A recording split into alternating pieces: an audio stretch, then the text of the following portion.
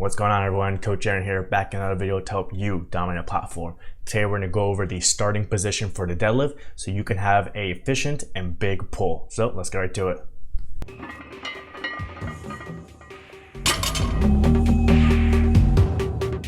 Alright everyone, welcome back my powerlifting people. Thanks for tuning in to another video, and I hope you guys had a good weekend.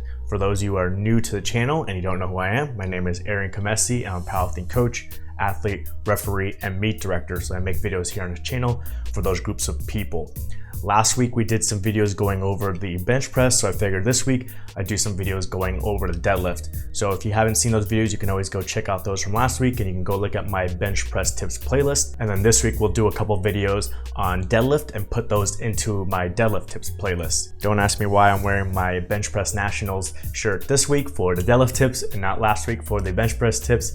But what we're going to go over here today in this video specifically is the starting position for the deadlift, for both the conventional deadlift and the sumo deadlift, as I see a lot of people have an issue with this where they can't figure out their right starting position, or they don't even know what the right starting position is. So we're going to go over to my computer and we're going to go over the key points that you want to look at in order to set yourself up for the correct starting position for however you are built and whichever stance you are using, and then go over some bad examples so you can see whether you're making these same mistakes. So let's head over to my computer.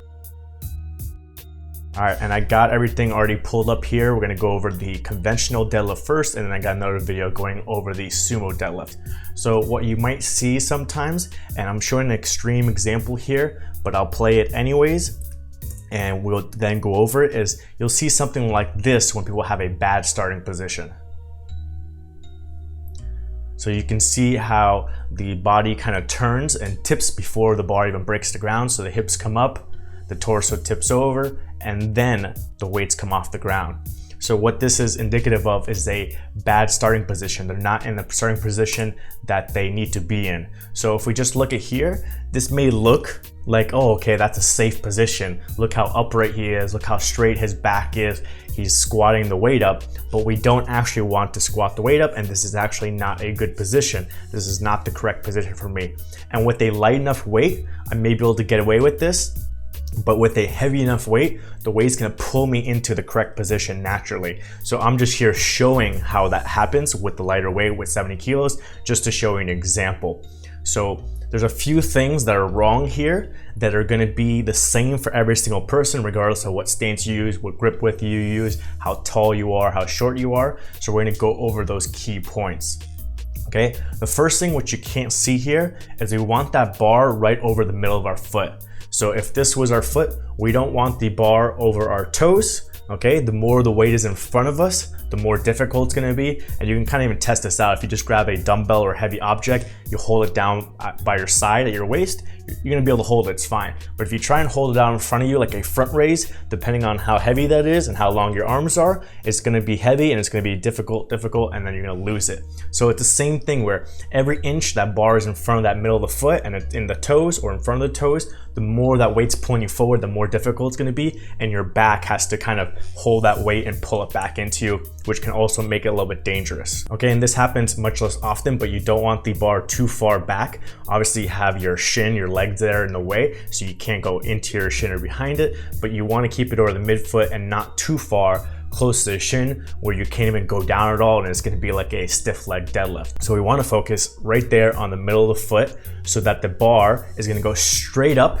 from the middle of our foot to lock out. We don't have any kind of path where it's kind of curving in front of us or sweeping back into us. It's gonna go straight up vertical line, gonna be nice and efficient, and you're not wasting any energy in a change of position or change of the bar rolling before the actual pull. All right, the next thing we want to look at is we're going to go straight up from that middle of the foot and go to what else is going to be stacked over that midfoot, right over that bar, and that's going to be our shoulder blades. You have a lot of people that maybe give different cues when it comes to this, and those different cues over the years and between coaches and between lifters, maybe it has changed what's an actual cue of what to think about or try and position yourself into compared to what's actually happening.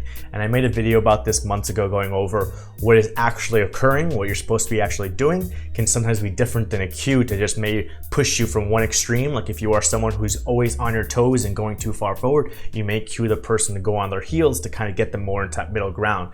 But if you are someone who's already over the midfoot and you're thinking, oh, I have to be on my heels, then that's going to move you out of position. So you have a lot of issues when it comes to this shoulder position and shoulder blades. As some people will say, okay, your shoulder blades have to be behind the bar. Some people say your shoulders have to be behind the bar. Some people say your chest has to be up and you have to have a big proud chest. And so there's lots of different cues and things go on here. But what we want is the shoulder blade directly over the bar.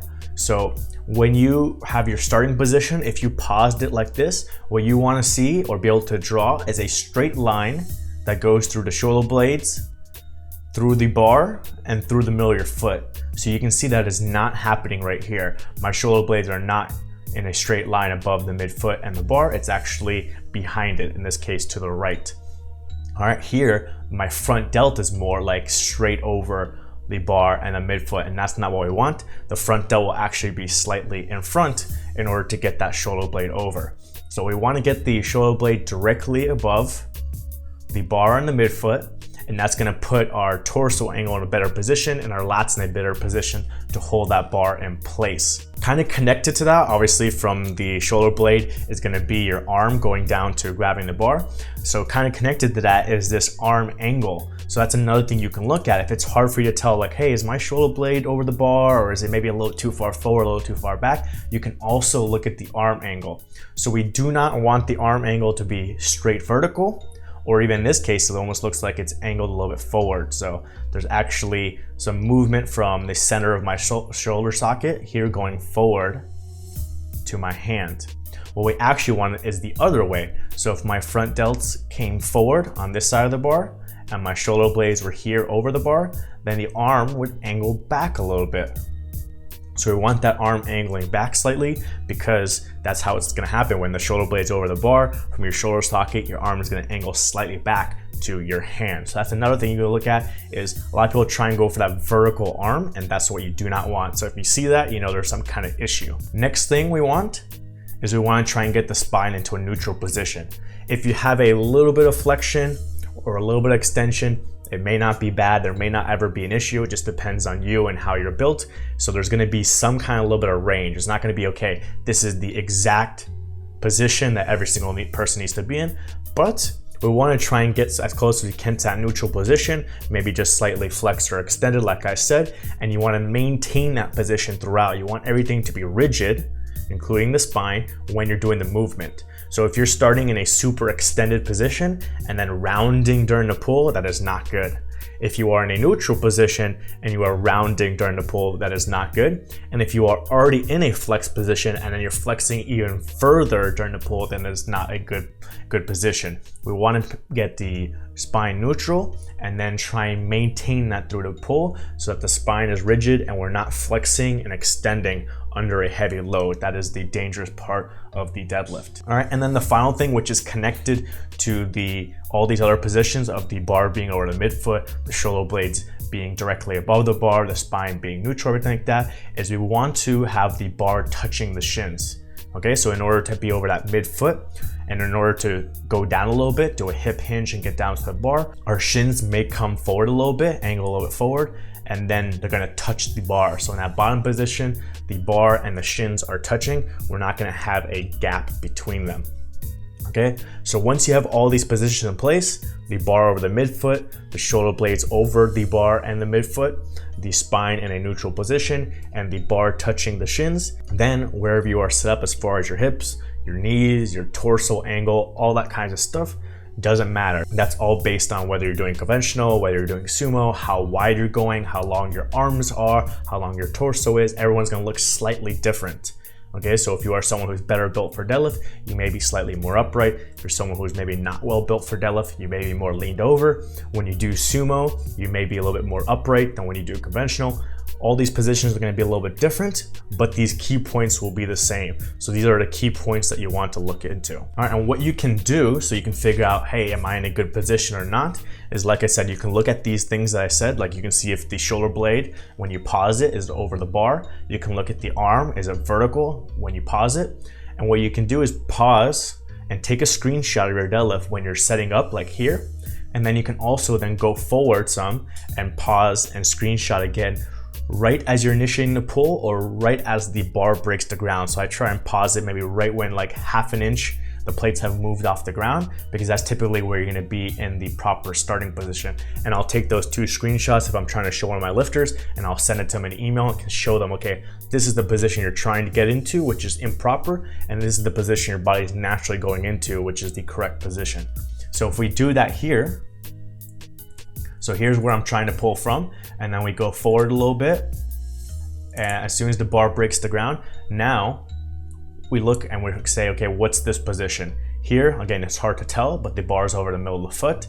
Here, if we go straight up, you can see the shoulder blades here are directly over the bar in the midfoot. You can see now how from the shoulder socket to my hand, the arms angle back a little bit.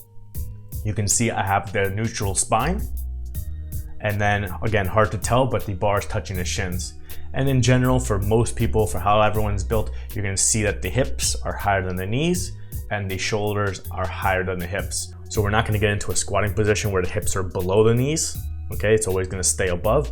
And then you're not gonna get into a position, hopefully, unless you're some kind of extreme example of how you're built, where the hips are gonna be higher than the shoulders and you're actually gonna have like a negative torso angle. You're gonna have some kind of upwards inclination, or maybe depending on how you're built, if you somehow you have super short arms and maybe you're not flexible and stuff like that, you may be close to horizontal. But you're not gonna be in a position where you're negative, where the hips are higher than the shoulders, and you're not gonna be in a position of a squat where your hips are lower than your knees.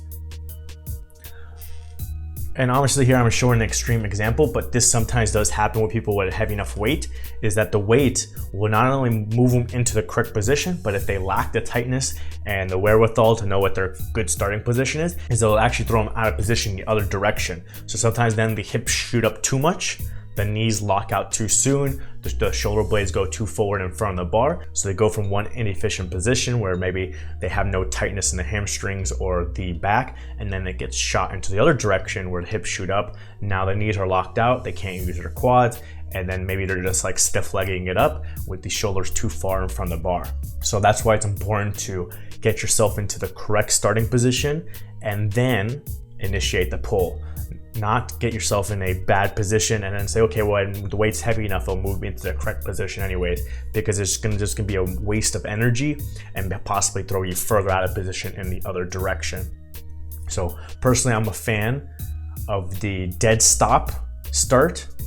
So what I mean by that is not doing a dynamic start where you drop the hips and pull, or roll the bar into you and pull and try and time everything perfect, especially for those beginner and intermediate lifters, is because they can't get it right. They don't know what their starting position is, or they do know what their starting position is, but they can't time it perfectly because they just don't have the practice. So what you want to focus on is kind of like what I have here, which is you're pulling from a dead stop. Obviously here I'm showing a bad example, but for a good example, everything is stuck in place, okay? So you're figuring out all the positions that you need to be in. Everything is tight. You take your breath, and then from that dead stop, you initiate your pull. Then once you figure that out, okay, this is what my starting position feels like, this is how I get tight, this is how I maintain a neutral spine, everything like that. Then you can look into, okay, now can I do some kind of dynamic start where I drop my hips and pull, or maybe I like having the bar in front of me when I sit up and then roll it into me, and right when it's over my middle of foot, then I pull. Then you can do more of those advanced setups.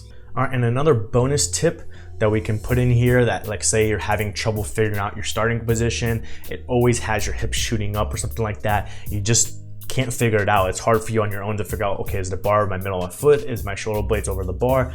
You don't know. What you can do is do a negative. Okay, so a lot of people just bring the bar down fast after they finish the rep. And when they bring the bar down fast, they're not reversing their position as far as the joints. So maybe they just kind of keep their legs straight, bend the hips and bring the bar down. Then you have to, in the bottom position, figure out your starting position. But what you can do is if you control it down for the negative phase, is then you can control it down where you're pushing hips back, bringing the bar down the legs, at the very end, bending your knees. And then as soon as the weights touch the ground, you stop. And that will naturally put you pretty much every time for every person, if they do it correctly, under control, in the correct starting position. Then you can see what it feels like. So here, as I'm gonna go down, I'm gonna try and go slow and pause along the way. So here, I push my hips back, okay? Maintaining that neutral spine, dragging it down my legs. And then once it's getting past the knees, then I start bending the knees a little bit and I bring it down. So here, a little bit of a sloppy job since I wasn't planning on it, but here, all I would have to do is kind of get the shoulders down and get the back straight, and now I'll be pretty much in a good starting position. But here you can see I overdid it by sitting the hips down further than I was naturally in during the descent. So let me see if on this rep I do a little bit better. So what I do is I push the hips back, keep the spine neutral, drag the bar down my legs. As soon as it passes my knees, I start bending my knees, continue to go down. And you can see here, this actually looks like a pretty solid deadlift as I'm doing the descent. And then as soon as the weights touch, right there, that would be a pretty good starting position. So again, you can't see, but the bar's over the middle of the foot, the bar's touching the shins, shoulder blades are pretty much over the bar, arms are angled slightly back, hips are higher than the knees, shoulders are higher than the hips, spine is neutral. So this right here, as soon as I bring it down, the weights touch, I can pause myself here when I'm actually doing it, and I can say, okay, this is what it feels like to be in the proper position. This is how the hips need to be. This is how, as far as my balance forward and back needs to be. And then you get a feel for it. And if you actually stayed here, okay, in this position where the weights are just touching, and you try to hold this for 3 seconds, 5 seconds, 10 seconds, you're gonna see how difficult it is, even with just 70 kilos that I have here, is that there's so much tension in your hamstrings, okay? And there's still tension in your lats and everything like that, is that this is gonna feel like difficult and it's gonna start feeling tiring just to hold this correct position. So then that gives you a feel, okay, this is what the position feels like compared to what I have earlier where the hips are just too far down. There's no tension in the hamstrings. I'm just like resting in that position. The lats are not in a good position to get tight. And so this position just kind of feels comfortable and no tightness. Whereas if you do the descent, slow and controlled, okay? Bring it down slow and controlled, bend the hips first. Then once the bar passes your knees, bend the knees, bring it down. As soon as it touches, you stop. You can get a feel for the correct starting position. And then, again, building off this bonus tip is if you want, if you're actually doing reps and stuff, is once you're in this position, as you descended and the weights touch, don't move anything. You are frozen in place, let your air out, take a new breath, get your lats tight, make sure your spine is neutral, and then start your next rep. So you're not doing a full reset, you're not letting go of the bar, you're not moving your hips. So as soon as you descend and you come down to the correct starting position, now you know you're in the correct starting position, do not move, take a new breath, make sure everything is tight, and then do your next rep. And then you can again descend down under control, bring it down. As soon as the weights touch, stop, do your next rep. And in that way, you can actually do a set where after you do the first rep, every single rep after that is in the correct starting position, everything is tight, and you're getting a feel for that movement pattern for the ascent and the descent. Okay, and you're getting a feel for how the bar needs to move, where your hips need to start, where your shoulder blades need to start, all that kind of stuff. So that can help you figure out your correct starting position and figure out what it feels like to be in that correct starting position. So then when you come into another set, anytime you're doing that first rep, you can figure out how to find that position again, rather than this bad position where the hips are too low, there's no tightness, and I'm trying to squat the weight up instead of doing a deadlift, which is more of that hip hinge movement pattern. All right, and the same thing applies for sumo. I have the sumo video pull up here. I know I focused a lot on conventional, but the thing is that those key points are the same, whether it's conventional or sumo. So even here in the sumo position, if we go and pause it, so if we pause it in this position, and let me go back a frame or two. If we pause in this position for sumo, we should be going through those same key points, okay? Is the bar of the midfoot? Is the bar touching the shins? Are the shoulder blades over the bar? And is the spine in a neutral position? So again, from this angle, you can't necessarily see, but from me doing the lift and knowing, it's like, okay, the bar is over the middle of the foot and the bar is touching the shins, but these shoulder blades are behind the bar, and you can see that through the vertical arms. So the shoulder blades are maybe around here, and then the front delt is right about here, and then the bar is about right underneath the front delt. So again, similar to the bad position in conventional, here's the bad position in sumo. Here's what it may look like where the person thinks, okay, for sumo, I have to sit down, I have to squat the weight, I have to be super upright. But what they're doing is, if they're not built for it, is they're sitting down too much with their hips, they're sitting back too much with their shoulder blades, and possibly, as you can see here, is they're pushing their knees forward and they're getting the shins angled too far forward. And here I didn't push it that much to move the bar, but if you do squat down enough and you do push your knees forward enough, then the shins will naturally push that bar forward, and then you'll be in front of the toes or even in line with the toes rather than mid-foot. So with the sumo, especially the wider and wider you go and the more you focus on driving the knees out, the more the shin's gonna look vertical from this side view and from the front view. So if you film from the front, you should be able to see that vertical shin as well. So you can pause in this bottom position and you can say, okay, this is the same key points as conventional and I'm not hitting those key points. So I have the shoulder blades behind the bar and the hips too low. So if we played this rep through, you'll see a similar thing to conventional, where I purposely have the extreme example where the hips shoot up, okay? And then sometimes you may have an excessive overcorrection. So now you can see that the shoulder blades are too far on the other side of the bar. So this is what you want to be careful, is that if you're starting in a bad position and you have no tightness and you try and pull, and with enough weight, it could also throw you in the opposite direction. So now I have too much of my shoulders in front of the bar and I'm locking out too much of my knees. And so then I have to use more of a stiff leg sumo stance deadlift. So what you want to focus on, again, is having that correct position. So here, if I get in a pause it's shoulder blades are too far back, hips are too low, shin angle is too far forward, and the arms are too vertical. What we want instead, see if I can pause in a good spot, is something more like this.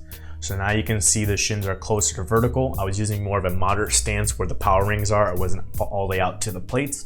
And then you can see the hips are higher than the knees, shoulders are higher than the hips, shoulder blades are over the bar, the arm is angled back slightly, and then the spine is pretty neutral, and then I'm maintaining that spine neutrality throughout my rep. I'm just showing here the overcorrection, but even in the overcorrection, I'm doing a good job because it's light enough weight to hold that spinal position. So the same thing for sumo, you can do that controlled descent and slowly bring it down. So you could here push your hips back, and as soon as the bar passes your knees, bend your knees, but you really also want to, with the sumo, is think about bending your knees by really pushing them out. So you don't want to just push the knees forward and push them into the bar. Push the knees out to the side as you're bending and then come down to the ground. Here, obviously, I wasn't showing a good example, but then you can also do that controlled descent and find out what your starting position is for sumo.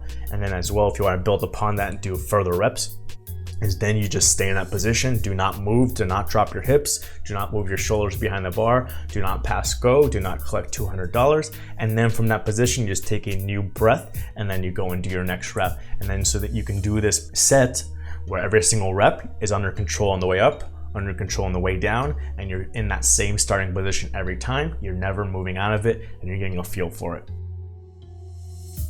All right, so hopefully that helped you guys out breaking down the starting position for deadlift. For conventional and sumo, those key points are the same. You want to make sure the bar is over the middle of the foot, the bar is touching your shins, the shoulder blades are above the bar and the middle of the foot, the spine is in a neutral, maybe slightly flexed or slightly extended position. You're maintaining that spinal position throughout the rep. And then as well, connected to the shoulder blades and the bars, you want to have that slightly angled back arm position. So like I said, you can go and video your lifts. You can do it from the side from here. If you pause your video, do those screenshots and you're comparing them, and there's no change in position and you're hitting those key points in those positions, then you know you're in the correct starting position for you. It doesn't matter what someone else looks like as far as how upright their torso is or how low their hips are. For how you are built and how you are setting up and how flexible you are, that is the correct starting position for you. But if you're not hitting those key points and then you're seeing some kind of change between those screenshots where the hips are shooting up, the torso's tipping over, the bar path is not vertical, you have some kind of sweeping into you, then you know you're not in a correct starting position. You need to assess which of those key points are not hitting and maybe look into doing that controlled descent, a tempo deadlift going on the way down, to get into the correct starting position so you can see what it looks like and feel what it's like of being in the correct starting position. And then you can do those controlled tempo deadlifts where you're never relaxing in the bottom position. You're just coming back down. As soon as the weights touch, you're not moving, taking a new breath, doing your next rep, controlling it back down, Again, not moving, take a new breath, do your next rep, and so you can basically ingrain that new motor pattern and those new positions of that correct starting position and get rid of that bad position, maybe where you're sitting down too much. All right, so hopefully that helped you out. If you like this video, make sure you give it a like. If you want to see more videos like this, make sure you subscribe to the channel. I'm gonna have more deadlift tips coming up in these upcoming videos this week and maybe into next week, going over some different aspects of the deadlift. Now that we've gone over the starting position, we'll break it down. We'll go over lat tightness and how you can create that when you're getting into your starting position, and also pulling the slack out of the bar. So again, we have an efficient pull and we're not getting pulled out of position when the weights get heavier. So make sure you tune into those. Hope you guys are having a good week, and I'll see you next time.